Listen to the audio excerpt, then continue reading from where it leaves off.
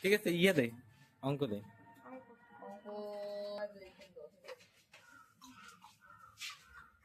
এটা পেন।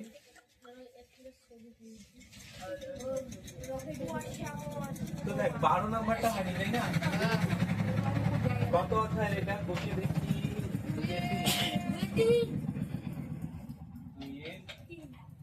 আগের দিন কত অব্দি করাইছিলাম?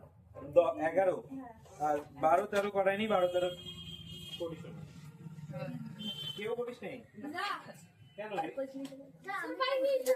তুই করছিস? তুই 12 নাম্বারটা করাইছিস? আমি হেল্প করবো। Page number 33। বল না। দেখ আমি করাই দিই, আপসু তো করবে না। আমাদের গ্রামের রাস্তা তৈরির জন্য পরপর 4 বছরের খরচের অনুপাত কত? 2:4:3:2, তাই না? আমরা প্রথমে লিখবো কি? এই কথা বলিস না, এখানে শোন। রাস্তা তৈরি 4 বছরে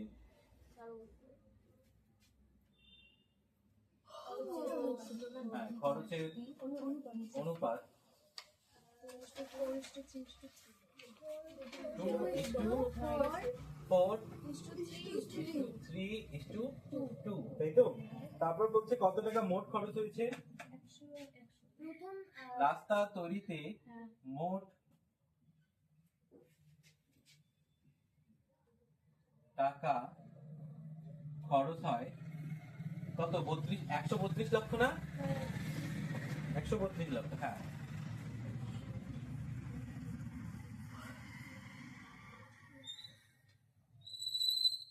তাই তো? 132 লক্ষ। কয়টা শূন্য হবে? 5টা শূন্য হবে না? একক, দশক, শতক, হাজার, অযুত, তারপর লক্ষ। 132 লক্ষ। বুঝতে পারলি? আচ্ছা, তারপর এবার বের করতে হবে। তাহলে হিসাব করে দেখি দ্বিতীয় বছর কত টাকা খরচ হবে। তাহলে আমরা লিখবো, সুতরাং দ্বিতীয় বছর টাকা খরচ হয়। তাহলে দ্বিতীয় বছরের অনুপাত কোথায়? এটা না? 4টা। তাহলে 4 কোথায় লিখতে হবে? উপরে। আর নিচে কত লিখতে হবে? সবগুলোকে যোগ করে হয় 11। তার সঙ্গে এদিকে 132 লক্ষকে গুণ করব।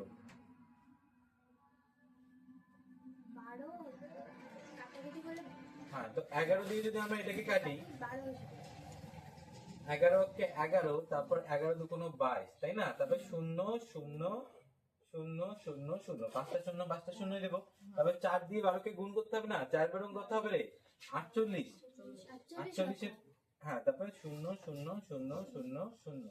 তাহলে কত হলো? 48 লক্ষ টাকা। দ্বিতীয় বছর কত টাকা খরচ হয়েছে? 48 লক্ষ টাকা। আচ্ছা, সেম ভাবে এবার আর কি বলছে এখানে? প্রথম ও তৃতীয় বছরের মোট খরচ কত হয়েছে? আবার লিখবো, সুতরাং প্রথম ও তৃতীয় বছর খরচ হয়। তাহলে প্রথম বছরটা কত? 2। নিচে কত লিখবো? 11 গুণ কত করবো? 132 লক্ষ। এটাকে ব্র্যাকেটে রাখলাম, যোগ চিহ্ন।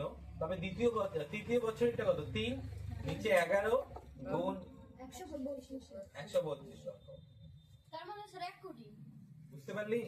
এবার যদি কাটাকাটি করি, সেম এখানে আসবে আমাদের 12 0 0 0 0 0। তারপর এখানে কত হবে? 12 দুগুণ 24, তাই তো? তাহলে 24 0 0 0 0 0 যোগ এখানে কত আসবে? 11 দিয়ে এটাকে করলে আসবে 12। তারপর এখানে 3 দিয়ে করলে 3 12 36, তাই তো? তাহলে 36 আর 24 কত হবে? 60।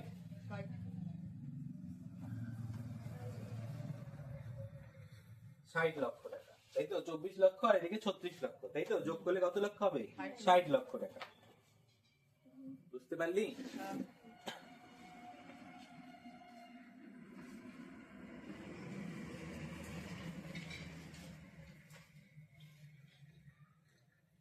তেরো নম্বরটা কি পারবি?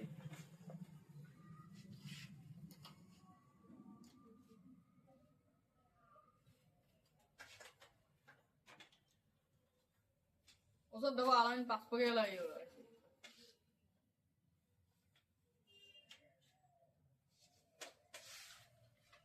ও স্যার এটা মুছে দেই, না না স্যার পরে তুলে নিস, পরে আবার কিভাবে মোবাইল দিয়ে তুলে নিস। হ্যাঁ স্যার মুছে দাও দাও দাও। না স্যার না স্যার দাও হ্যাঁ স্যার মুছো স্যার। না স্যার না তুলুক।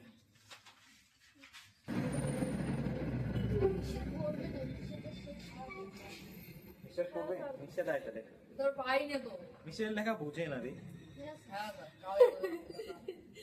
লেখি তুমি মাঝে মোবাইল লেখি তুমি আচ্ছা 13 নাম্বারটা দেখ। প্রথম বলছে বিনয় বাবু তার অবসর গ্রহণের সময় এককালীন 1,96,500, তাই তো 150 টাকা পেলেন।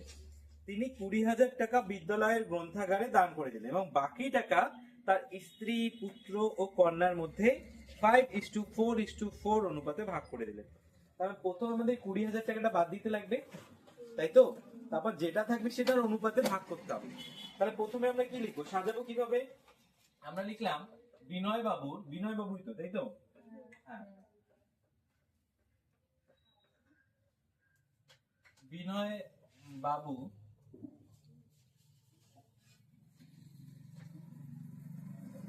অবসর গ্রহণের সময়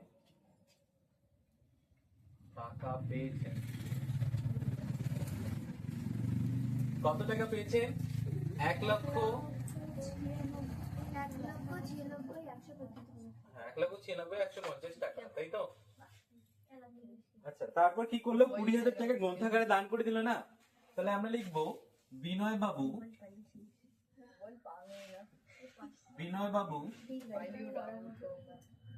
গ্রন্থাগারে 20,000 দান করার পর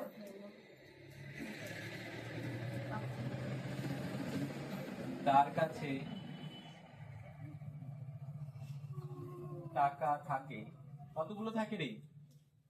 তাহলে আমাদের এই 1,96,150 টাকা থেকে এই 20,000 টাকা বিয়োগ করবো না?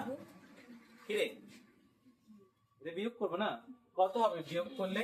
1,96,000 থেকে 20,000 কে যদি আমরা বিয়োগ করে দিই, তাহলে এদিকে 10 করলে 86, 76, তাই তো? 1,76,150 টাকা।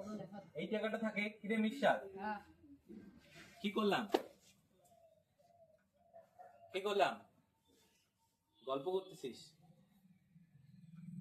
বিয়োগ 1,96,150 টাকা থেকে 20,000 টাকা বিয়োগ করে 1,76,000, তাই তো? হ্যাঁ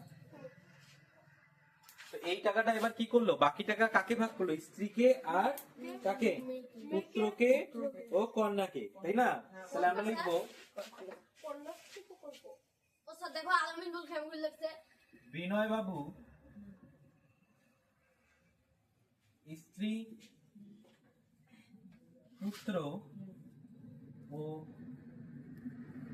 কন্যাকে ভাগ করে দিল। ইস ও স্যার দেখো না কত অনুপাতে ভাগ করে দিল? 5:4:4, তাই তো? 5:4:4 এই অনুপাতে ভাগ করে দিল। এটুকু বুঝতে পারলি? তারপর কি করলো? তাহলে হিসাব করে দেখি তিনি কাকে কত টাকা দিল।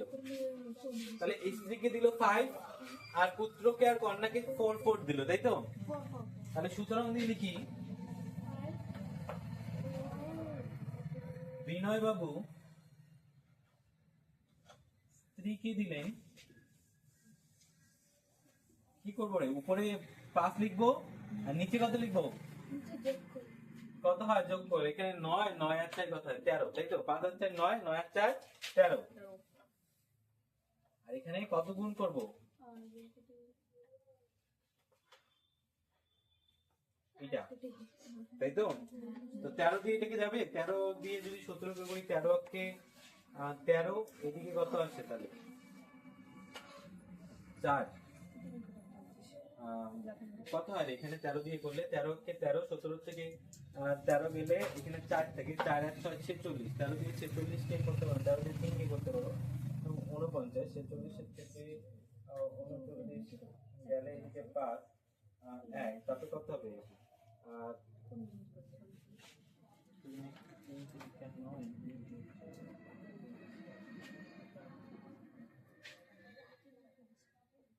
আচ্ছা এদিকে ফ্রেশ করি, কোথায় ইন্ডিয়াটা কোথায় রাখলাম? আজ সারাটি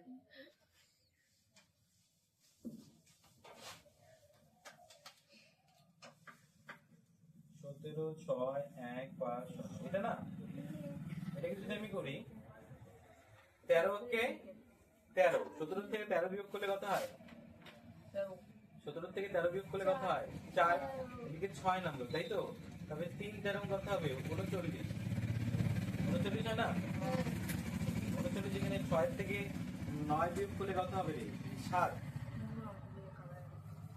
7 তো? হ্যাঁ, তারপরে এখানে কত নামবে? 1 আছে না? 1 নাম্বার, তারপরে 13 কে কত? 7 13 কত হয়? 21, 7 থেকে 7 আর 9, 71 কি আসে? 13 পয়েন্ট আমরা আসে না, একটু গন্ডগোল হচ্ছে। আমাদের হিসাবটা ঠিক আছে তো? দাঁড়া তো একটু গন্ডগোল। আচ্ছা দেখ ঠিকই ছিল, এখানে কত আছে? 71 আছে না? 71 তো মিলছে না, না? 71 6 দিয়ে গুলে কত হয়? 6 দিয়ে গুলে বেশি হয় না? 3 6 18 8, 8 থেকে 1, 6 1 6, 1 7, 78 হয়ে যায়, তাই না? তাহলে 5 দেব আমরা, 5 দিলে কত হয়? 65, আবার বিয়োগ করবো। এবার 71 থেকে 65 বিয়োগ করলে কত হবে? 6, 6 আসে না? 6, তারপর এখানে কত আছে? 5, তারপর 5 বসালাম, তারপর আবার 5 বসিয়ে 65 কে মেলাই। এবার এখানে বুঝতে পারলি? মানে পরের বার মিলবে। কত আসলো তাহলে? 13,550, 13,550। তারপর 5 দিয়ে এটাকে গুণ করলে কত হবে? 5 0 5 0 0, 5 5 25 এর 5, হাতে থেকে 2, আবার 5 5 25, 26 27, আবার 2, 3 5 15 16 17, 1, 5 থেকে 5 আর 6, তাই তো? এটা ছিল না একটা? এই মাথা ফাটাস না, দেখো তো কিরকম করতেছে। না কিছু করবি না। আমাকে ইয়ে করতেছে। এটা বুঝতে পারলি? ওটা বুঝছো না, আরো ওই এটা বুঝতে পেরেছিস? এটা বুঝতে পেরেছিস? এদিকে কর, এটা বুঝতে পেরেছিস? তোমার টাকা দাও। এটা বুঝতে পেরেছিস? মুছে দেই। হ্যাঁ তারপর নিচের দুটো বের করতে পারবি? এই যে 4টা বিনয় বাবু স্ত্রীটা বের হলো, এবার ছেলে দুটারটা বের করতে পারবি? না, বাবু। বাস এখানে কত লিখতে হবে? 4, 4 বুঝতে পারলি? হুম, উপরের লাইনটা মুছে দেই এখানে।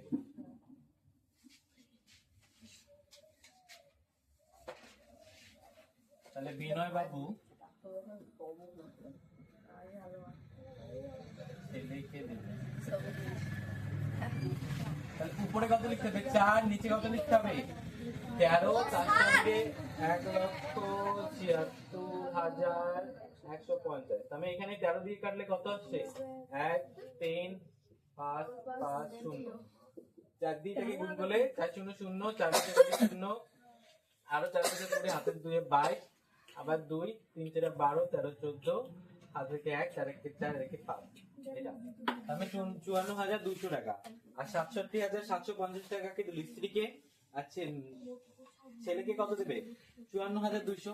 মেয়েকে কত দেবে? ওই সেমই তো দেবে, 4 4, তো একই থাকবে, বাকিটা বের করতে পারবি। মেয়েটা কিন্তু করতে হবে পরীক্ষা, পারবি করতে? তারপর 14 নাম্বারটা দেখ, এটা মুছে দেই না তুলে নিবি? আচ্ছা মুছে দাও, আমি গুলো করতে দিই। না স্যার। না তুলে নে, তা তুলে পরেরটা নাও। দেখ। হ্যাঁ না স্যার তুলিনি প্রথমেরটা। প্রথমেরটা শুরু। আচ্ছা দেখ 14 নাম্বার অঙ্কটা, ওটাই লাস্ট এখানে না? হ্যাঁ বলছে আমিনুর চাচা 35 কাঠা জমিতে 4:3 অনুপাতে বেগুন আর পটল চাষ করছে। আগে বের করে বেগুন কতগুলো করলে পটল কতগুলো করলো, তাই তো? তারপর কত টাকা কামাই করছে বা কত টাকা লাভ করছে সেটা পরে আসবে। তাহলে আমিনুর চাচা জমি কতগুলো রয়েছে? আমিনুর এখানে দেখ, আমিনুর নুমাই স্যার, আমিনের নুমাই। কিটা না না, আমিনুর চাচা, আমিনুর চাচা বেগুন ও পটল, এই ঠিক আছে। ও স্যার, দেখো না এই দেখেন না। কেন এমন করতেছিস রে? কেন কথা বলতে বারণ করলাম না? তুই চুপ কর না। তুই চুপ কর। এখানে দেখ, সবার এখানে ফোকাস, এখানে দেখ। আমিনুর চাচা বেগুন আর পটলের অনুপাত কত?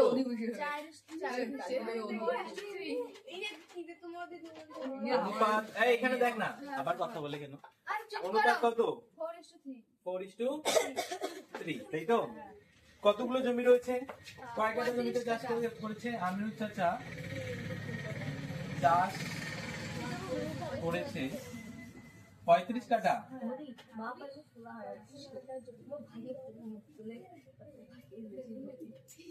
35 কাঠা জমি,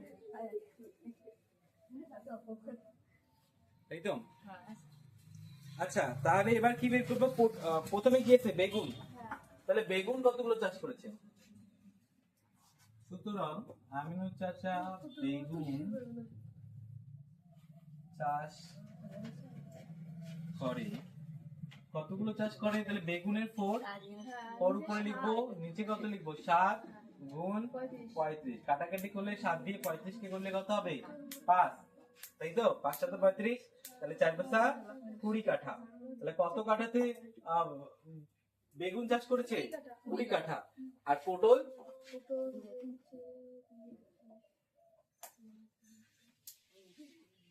পটল চাষ করে কত? 3, তাই তো? আর নিচে 7 ইন্টু 35, 15। 15 কাঠাতে কি করে? পটল চাষ করে। বুঝতে পারলি? এবার বলছে প্রতি কাঠায় বেগুনে 150 টাকা করে লাভ করে আর পটলে 125 টাকা করে লাভ করে। তাহলে মোট জমিতে বেগুন এবং পটল চাষ করে লাভের পরিমাণ অনুপাত হিসাব করে, লাভের পরিমাণের অনুপাতটা চাইছে। তাহলে প্রথমে আমরা দেখতে হবে বেগুন চাষে কত লাভ হয়। আবার লিখবো বেগুন চাষে লাভ হয়। দেখ কতগুলো বেগুন চাষ করছে? 20 কাঠা না? এক কাঠায় কত করে করে? 150 টাকা। তাহলে এখানে 150 দিয়ে গুণ করতে হবে, তাই তো? তাহলে কত হবে? 30 আর এখানে 0 0, তাহলে 3000 টাকা। কত লাভ হয়? 3000 টাকা। উপরেরটা মুছে দেই। আচ্ছা, তারপর কি করছে? পটল চাষ। পটল চাষ করে লাভ হয়। কত লাভ হয় পটল চাষ করে? আচ্ছা, এখানে 15 বিঘাতে 15 কাঠায় চাষ করেছে আর কত টাকা করে পায়? 125 টাকা। 125 দিয়ে এটাকে কি করতে হবে? ভাগ করতে হবে। এনে করে দেই 125 আর 15, আমি 5 5 25 এর 5, হাতে থেকে 2, 5 2 10, 11 12, হাতে থেকে 1, 5 থেকে 5 আর এখানে 6, আর এখানে 5, এখানে 2, এখানে 1, তাহলে 5, এখানে 7, এখানে 8, 1, তাহলে কত হইলো? 1875। এই টাকাটা কি করে? লাভ করে। পটল চাষে 1875 আর এখানে 3000 টাকা লাভ করে। তাহলে এবার হচ্ছে চাষ করো অনুপাত, পরিমাণে অনুপাত চাইছে। আমাদের কিন্তু টাকাটা চাই না, আমাদের কি চাইছে? অনুপাত। তাহলে আমরা কি লিখবো? এটা আমি মুছে দিলাম। তাহলে আমরা লিখবো সুতরাং ও স্যার দেখো, দেখো স্যার, এই দেখো ও স্যার, বেগুন ও পটল আরে নুরির বাবা ভুলে গেছে স্যার, ভুলে অনুপাত। এখন দিব ঢেলে আমি বলি না, ইগনোর কর, পরে হবে। তাহলে অনুপাত কত হবে? 3000 আর 1875, তাই তো? এটাকে ছোট করতে হবে না কাটাকাটি করে? 5 দিয়ে করতে পারি। এটাকে 5 দিয়ে করতে হলে কত হবে? 5 6 30 0 0, এটাকে 5 দিয়ে করলে 3 5 15, এখানে 3 আসলো আর 3 5 15, এখানে 3 আসলো, এখানে আবার 3 37, 5 7 35, 2 5 5 25, আরো 5 দিয়ে যায়। এটাকে 5 দিয়ে করলে কত হবে রে? 5 1 5, 5 2 10 আর 0 120, এটাকে 5 দিয়ে করলে 5 7 35 আর 5 5 25, তাহলে 120 আর 75, আরো 5 দিয়ে যায়, যদি 0 আসে। 5 দিয়ে করলে কত হবে? এটা 5 2 10 আর 4 5 20, 24 আসে, থেকে 5 দিয়ে করলে কত হবে? 5 আর 5, আর এদিকে না 5 5 25 মানে 15 আসে। 24 আর 15, এবার 24 আর 15 কে কত দিয়ে যায়? 3 দিয়ে যায়। এটাকে 3 আসছে, আর এদিকে 3 5 15, তাহলে কত আসলো? 8 আর 5, 8:5। বুঝতে পারলি কাটাকাটি গুলো? ছোট করলাম, প্রথম 5 দিয়ে কাটলাম, শেষে 3 দিয়ে কাটলাম। বুঝতে পারলি? তারপর মানে অঙ্ক দেব। অঙ্ক কি 3 এর 1 নাম্বার গুলো করে নিয়ে আসবি। 35 খালি 3 এর 1 নাম্বার হয়েছে স্যার করবো না স্যার। 35 পেজ।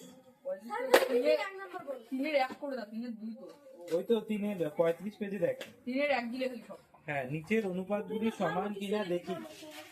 4টি সংখ্যা সমানুপাত কিনা দেখতে হবে। সমানুপাত আমরা ক্লাস 6 এ পড়ছিলাম, প্রথমটার সঙ্গে চতুর্থ পদ আর দ্বিতীয়টার সঙ্গে তৃতীয় পদকে গুণ করতে হয়, তাই না?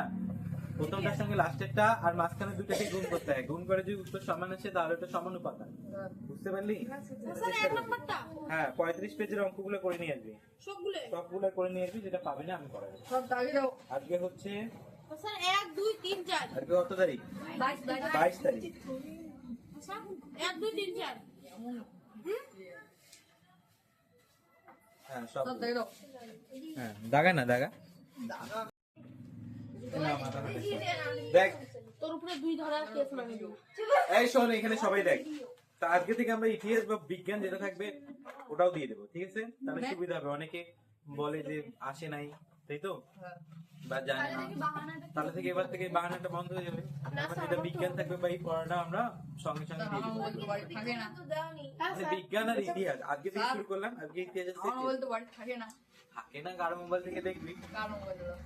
তার মানে তোর টিউশন আসতে হবে। কিন্তু এই বাহানাটা আমি যেন শুনবো না, ঠিক আছে? আমার মোবাইলটা তো লাগে। তুই শুধু এটা ওর সঙ্গে কথা বলবি, এখন না, এখন না। দেখ, চর্যাপদটা জায়গায় নেই, 31 নাম্বার পেজ। কত? 31 নাম্বার পেজ বের কর। ওখানে দেখ নিচে একটা টুকরো কথা আছে না, চর্যাপদ। চর্যাপদ কি? চর্যাপদ কি? প্রশ্ন, হ্যাঁ, প্রশ্ন লিখলে লিখে নিতে পারি। চর্যাপদ হলো খ্রিস্টীয় 8ম থেকে 10ম শতকে লেখা বৌদ্ধ সিদ্ধাচার্যদের কবিতা ও গানের একটা সংকলন, ঠিক আছে? হ্যাঁ, চর্যাপদে যে ভাষা রয়েছে তা হলো আদি বাংলা ভাষার নিদর্শন। এই আচার্য হরপ্রসাদ শাস্ত্রী নেপাল থেকে এই চর্যাপদের পুঁথি উদ্ধার করেন। এই প্রশ্নটা কিন্তু প্রচুর আসে, কোথা থেকে এই চর্যাপদের পুঁথি আবিষ্কৃত হয়েছে, কোথা থেকে? নেপাল থেকে। এটা শর্ট প্রশ্ন, পরীক্ষায় প্রচুর আসে। তারপরে এদিকে নির্বাণ কি, তার উপরে দেখ টুকরো কথা আছে, নির্বাণ। নির্বাণ আছে না, নির্বাণটা দেখায় নেই।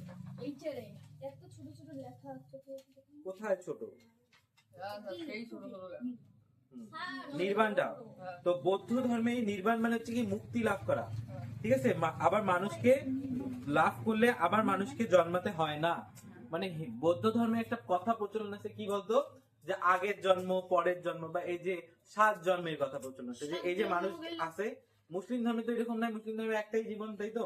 কিন্তু বৌদ্ধ ধর্মে কি আছে, যে মানুষ এই যে জন্মগ্রহণ করলো, এখানে যদি পুণ্য কাজ করে, ভালো কাজ করে, তাহলে পরের জন্মে ভালো জায়গায় জন্মাবে। আর যদি খারাপ কাজ করে তাহলে হয়তো খুব হুঁশিয়ার হয়ে জন্মাবে। হ্যাঁ স্যার, আমারও বোধহয় ঠিক অমনই কেস। আগের জন্য আমার পাপ করছিল। তো মুসলিমদের এটা কোনো, এটাতে কিন্তু প্রাধান্য দেয় না, ঠিক আছে? বৌদ্ধ ধর্মে বিভিন্ন ধর্মের বিভিন্ন কথা থাকে, তো এইরকম ভাবছিল। তো এই যে নির্বাণ, নির্বাণ মানে কি মুক্ত লাভ।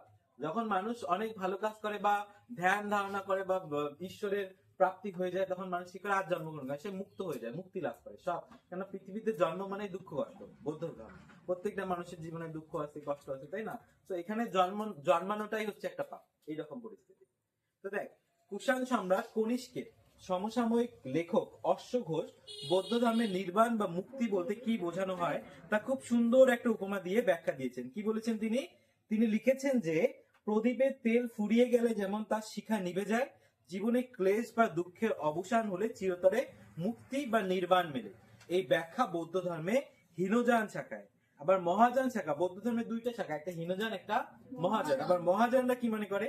মহাযানদের ধারণা ছিল যে নির্বাণ এমন একটা অবস্থা যেখানে কোনো কিছুই নেই। পরবর্তীকালে অবশ্য এই ধারণাগুলিতে অনেক রকম পরিবর্তন হয়েছে। বাংলাদেশে তান্ত্রিক বৌদ্ধ ধর্ম শক্তিশালী ছিল, তারা নারী ও পুরুষ উভয়ের ভূমিকাই গুরুত্ব দিত। এটা দেখায় নেই।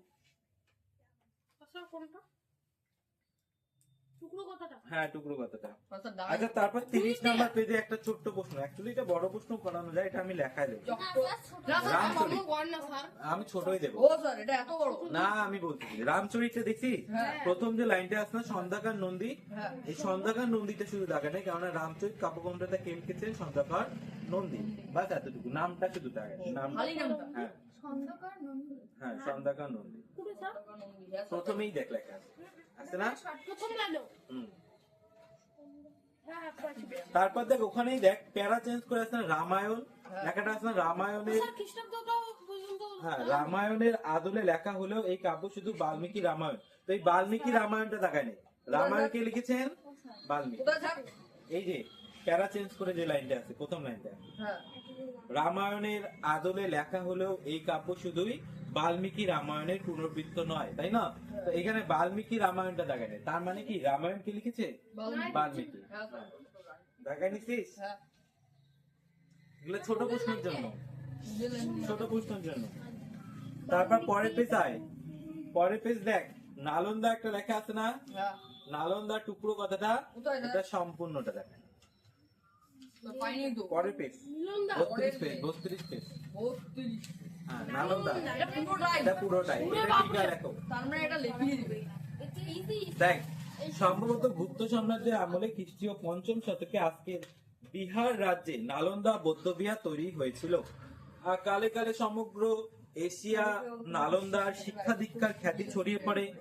হর্ষবর্ধন এবং পাল রাজাদের আমলে নালন্দা শাসকদের সাহায্য পেয়েছিল এবং স্থানীয় রাজা এবং জমির মালিকরা তো বটেই, এমনকি সুদর সুমাত্রা দ্বীপের শাসকও এই মহাবীরের জন্য সম্পদ দান করেছিল। তা থেকে ছাত্রদের বিনা পয়সায় খাবার, জামা কাপড়, সহ্যদ্রব্য এবং ওষুধপত্র দেওয়া হয়। তো সুদর, তিব্বত, চীন, কোরিয়া এবং মঙ্গোলিয়া থেকে ছাত্ররা এখানে আসতো এবং পড়াশোনার জন্য তার মধ্যে চীন দেশের ছাত্রদের শিক্ষাদানের জন্য বিশেষ তহবিল বন্দোবস্ত হয়েছিল।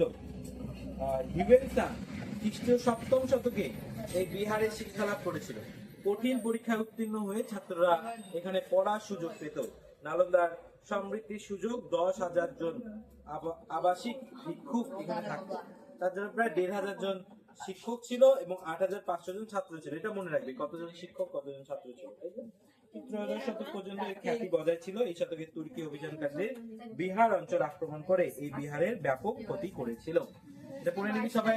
পুরো হ্যাঁ সবগুলো। হ্যাঁ আর দেবো না। আচ্ছা এখানে দাগাই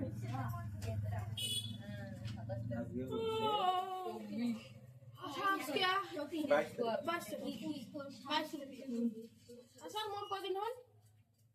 পরে বলি। ওকে সেই এই যে।